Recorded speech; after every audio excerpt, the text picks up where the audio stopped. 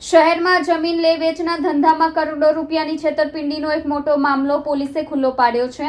Economic offence સેલે એક ટોળકીનો પર્દાફાશ કર્યો છે, જે ગાંધીનગર સચિવાલય અને મહેસૂલ વિભાગના બનાવટી દસ્તાવેજોનો ઉપયોગ કરીને સરકારી જમીન સસ્તામાં આપવાની લાલચ આપતા હતા.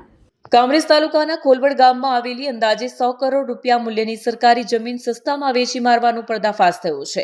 આ જમીન માત્ર 15 કરોડ રૂપિયામાં કાયદેસર કરાવી આપવાનું વચન આપી છેતરપિંડી કરી હતી.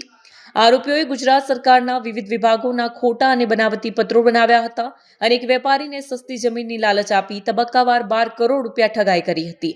6 આરોપીઓ પૈકી 3ની પોલીસે ધરપકડ કરી છે. આરોપીઓ સુરત અને ગાંધીનગરમાં જમીન દલાલીનું કામ કરે છે. આરોપીઓએ સૌપ્રથમ સુરતના કરમશીભાઈ નામના વેપારીનો સંપર્ક કર્યો. તેમણે વચન આપ્યું કે તેમની સચિવાલયમાં ઉપર સુધી પહોંચ છે અને તમામ કાયદાકીય પ્રક્રિયાઓ બાયપાસ કરીને જમીન અપાવી આપશે. આ લાલચમાં ફસાઈને વેપારીએ પૈસા આપ્યા, પછી બાદમાં છેતરપિંડીનો ભેદ ખુલ્યો છે.